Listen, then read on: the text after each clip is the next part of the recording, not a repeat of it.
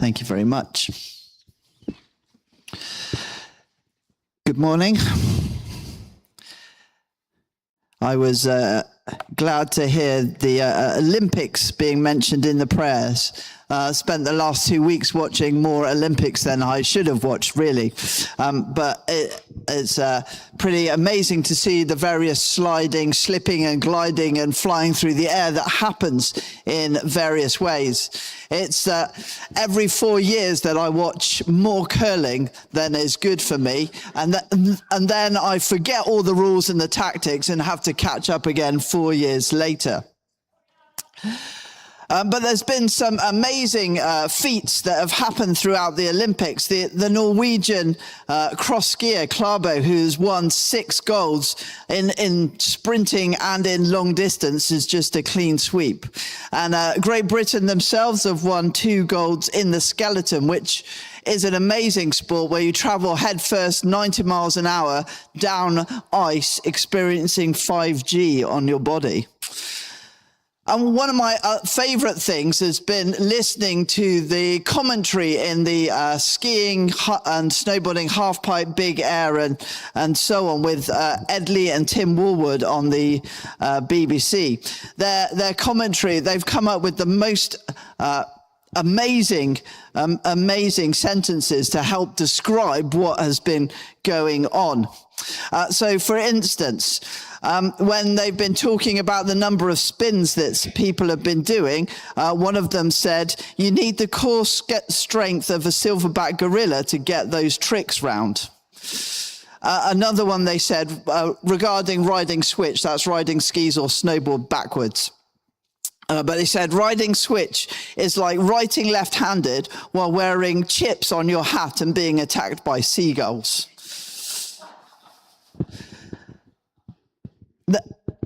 Anytime there is a big sporting event, you get a lot of sporting metaphors that come out. And another one that I've heard throughout the Olympics has been that athletes have shown up or they show up.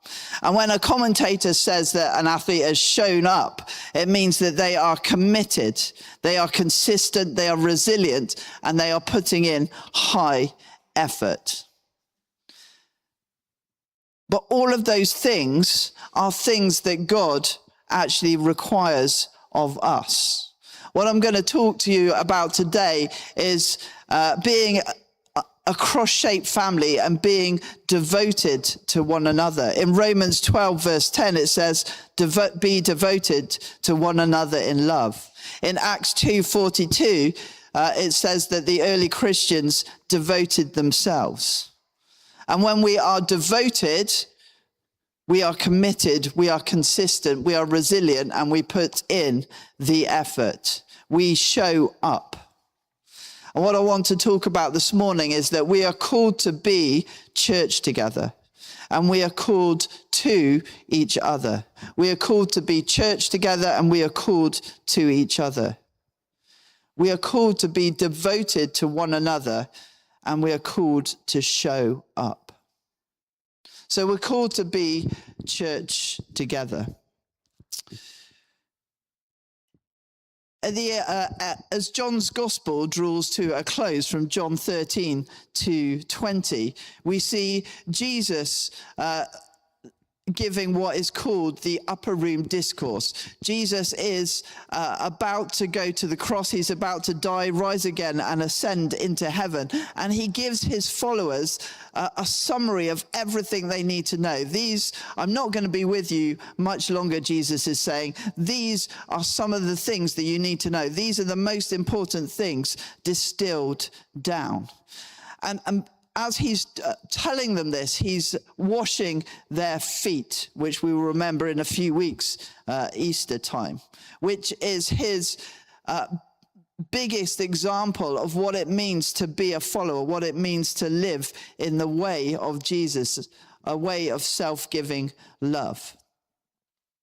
And in John 13:34, Jesus says, "A new command I give you, love one another.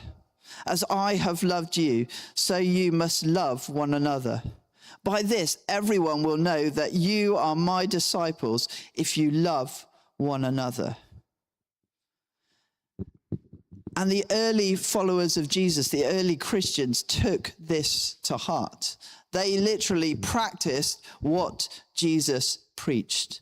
They loved one another. They devoted themselves. I just read to you again at the end of Acts chapter 2. They devoted themselves to the apostles' teaching and to fellowship and to the breaking of bread and to prayer. Everyone was filled with awe at the many signs and wonders performed by the apostles. All the believers were together and had everything in common. They sold property and possessions to give to anyone who had need. Every day they continued to meet together in the temple's courts. They broke bread in their homes and ate together with glad and sincere hearts, praising God and enjoying the favor of all the people. And the Lord added to their numbers daily those who were being saved. Now compare that with this. Occasionally, they spent some time listening to the apostles' teaching, and when they could, they met together for fellowship and for the breaking of bread and for prayer. Awe came upon some of them, but there were no signs and wonders. All who believed were separated into groups and kept themselves apart in all they did. They would hoard their possessions and goods and show indifference to those in need. Day by day, they went about their lives as individuals, only meeting weekly or fortnightly in the temple. They broke bread at home alone and ate their food with cold and empty hearts, giving token thanks to God. They were held in contempt by all the people, and day by day their numbers dwindled, and it seemed that few were being saved. What a difference. That second one, although might be a truer word said in jest, that second one is more like the picture of the church in the West than the first. The second one sounds more like what our attitudes to church might be on a cold, wet Sunday morning. The big difference between Acts 2 and the second description is that they were devoted to one another. They devoted themselves.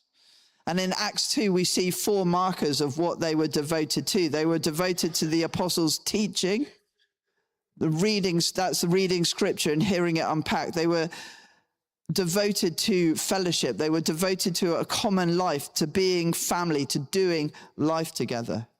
They were devoted to the breaking of bread. They were devoted to being a Jesus-centered community. And they were devoted to prayer, a personal and corporate rhythm. Every day for them was a prayer meeting. And none of these things can be separated or taken out for it still to be church together. They devoted themselves to being church together, to doing these things together, to being a church family together. And we see in Acts 2:46 that they met together in bigger groups and they met together in smaller groups. They met together in the temple in big groups and in their homes. And we try to meet together. We meet together in big groups on a Sunday like this, and we meet together in life groups. But we can see they were devoted. When they met together, they showed up. The American pastor, John Tyson, describes how the early church took the power of Pentecost, the power of God's Holy Spirit in them, and channeled it into their communities. You might have heard it said, and Richard mentioned this at the beginning of our series on the church, that you might often hear people say Christians don't need to go to church or don't have to go to church. But Acts 2 looked like being church together is not optional. Being church together is a necessity. We are called to be church together, to gather round these marks. And God calls us to show up. So we're called to be church together, but we're also called to each other. As we look around the world, does it feel like we are, in general, devoted to each other? I would suggest not. I'm not saying it doesn't happen. It doesn't happen in pockets and it doesn't happen in some places. But a general rule, our society is not filled with people who are devoted to each other. We live in a world with increasing loneliness. In the Office of National Statistics says that just over a quarter of adults, 27%, reported loneliness. That's varying from always to sometimes. But that goes up with younger generations, so 16 to 29-year-old, that goes up to a third within that age bracket, say that they are lonely. And even living in a highly dense area doesn't take away the danger of loneliness. And loneliness itself can have profound health effects on us. There's the joke that Jesus was a man in his 30s and still managed to have 12 friends. But in a community that is devoted to one another, I would suggest there is no loneliness. But we also live in a world that is quite shallow sometimes. We live in a world that looks for the convenient fix. A convenient fix over having the deep, difficult conversations, over having the deep relationships. One of my favorite comedy shows is Parks and Recreation. Has anybody seen that? It's an American sitcom, like 3 people, great.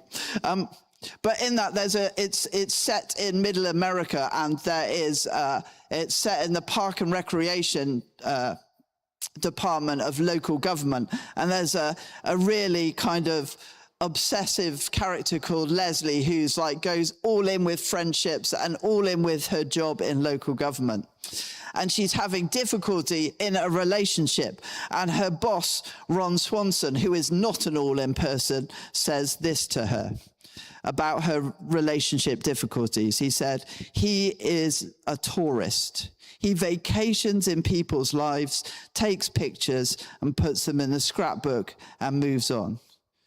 All he's interested in are stories. Basically, Leslie, he's selfish and you're not. That's why you don't like him." But that is a caricature of the shallowness that we often find, the quick fix we find with people who want quick answers and easy relationships. And then thirdly, we live in a world that is quite narcissistic. We live in a world where social media makes us the center of the universe, which is in complete contrast to Romans 12, where it says, "Don't think of yourself more highly than you ought to."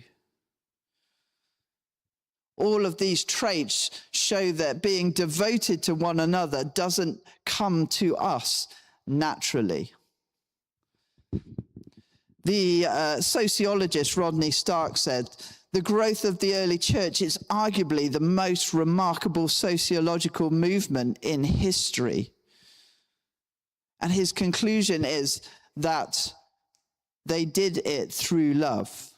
It was love that brought them, and the way that they loved one another and were devoted to one another brought them from 100 or so people to within 300 years being the main religion of the known world. So what does devotion look like? What does being devoted to one another look like?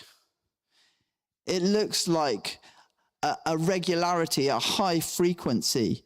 In Acts 2:46, it says, every day they continued to meet together. It's intentional. None of the things in Acts 2 happened by accident. They were going out of their way to do these things. And it took commitment. In verse 45, we see they share their possessions.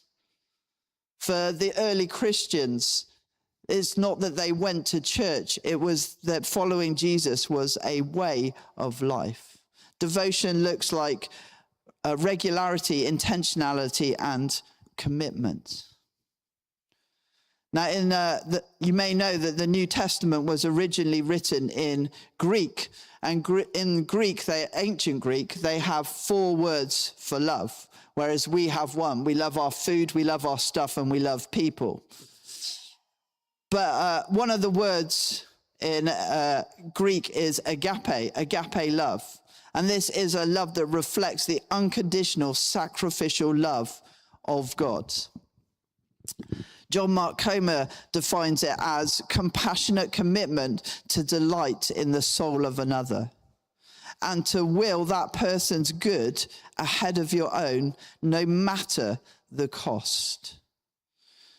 Agape love is a cross-shaped love. It is a radical, self-giving love. It is an action-orientated love. There's a love that does things. It's not just a warm feeling. It is a love that has a divine flow to it. It's a love that comes from knowing and being connected to the living God and his love flowing through us.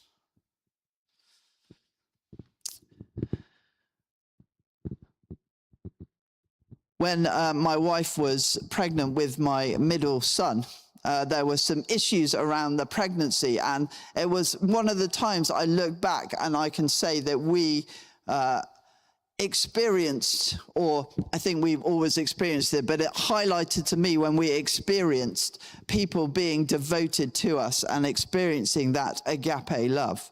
There were times when I had to take Hannah into the hospital in the dead of night, and there were people who were willing to get up and just sleep on our sofa to look after our oldest son. They would drop everything and come in the dead of night. And she spent 3 weeks in hospital before his birth. And there were people who went out of their way to visit her, to bring her gifts, to check on her well-being, and to bring her food parcels as well. And there were people who took me out to check how I was doing, make sure I was okay as well. And after the birth, people were bringing us food and meals and doing our washing for us. It was radical self-giving love in action. There was no lonely or shallowness in those relationships.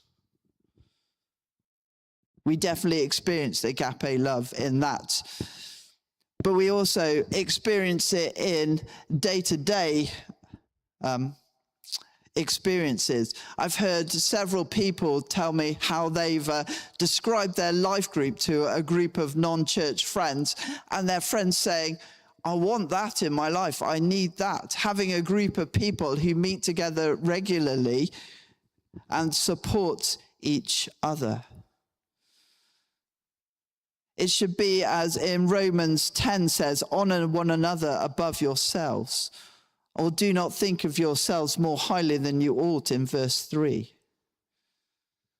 Tom Wright says, if we do those things, it will have an immediate impact on the way we live. We are to live open-handedly.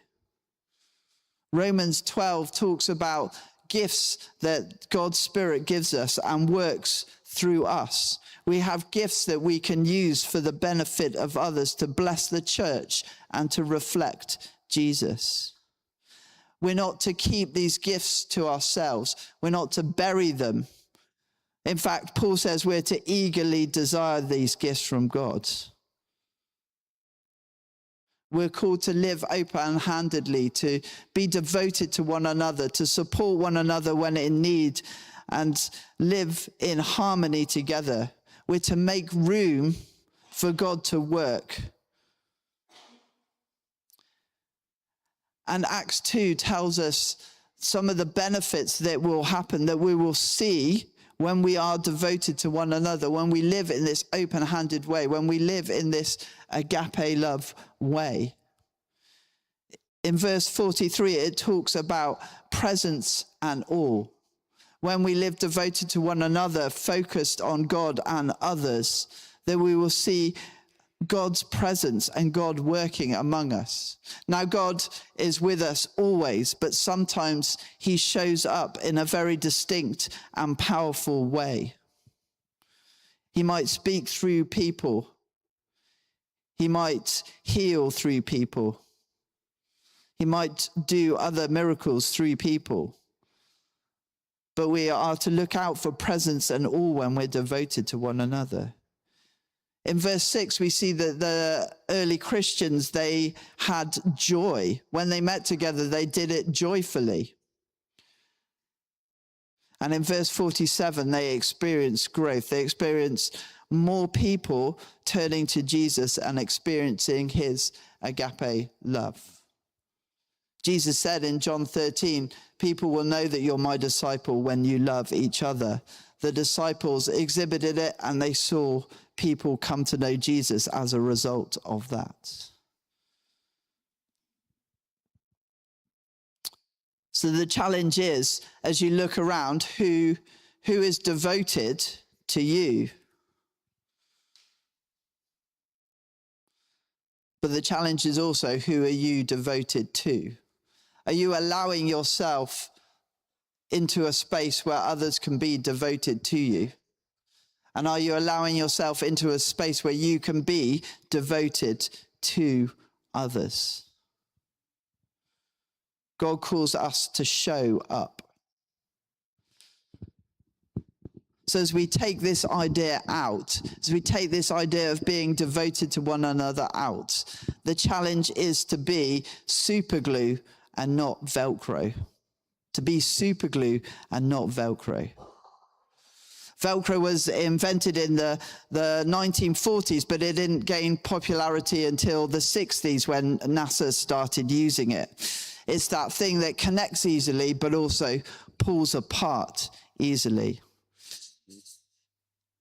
And my office mate, who is a big Trekkie, Ben, told me that in the Star Trek universe, Velcro is the legend in Star Trek is that the Vulcans brought it to Earth, crash landed, and sold it as a technology so that they could survive.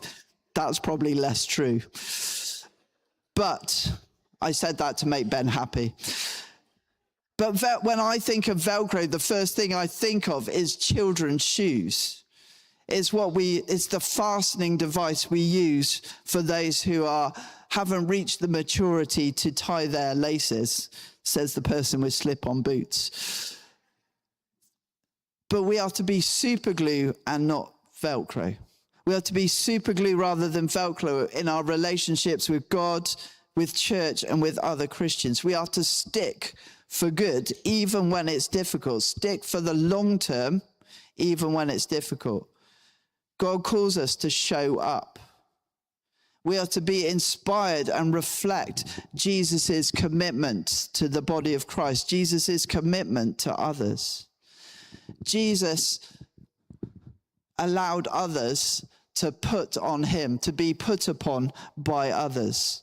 For instance, he allowed himself to be dragged away by Jairus when Jairus' daughter was ill. But the other thing, and I think the thing we find harder, Jesus was willing to put on others. Jesus was willing to put others out. Jesus didn't have a home of his own. He relied on others and was willing to put them out, all in the name of love and devotion. Jesus, in his relationships, stuck. So we're called to be church together. We're called to worship the living God together, to be in community together as family. We are called to each other, to be devoted to one another, to show that agape love. We are called to be super glue and not Velcro, to be devoted to one another. God calls us to show up. Let's just take a moment to pray.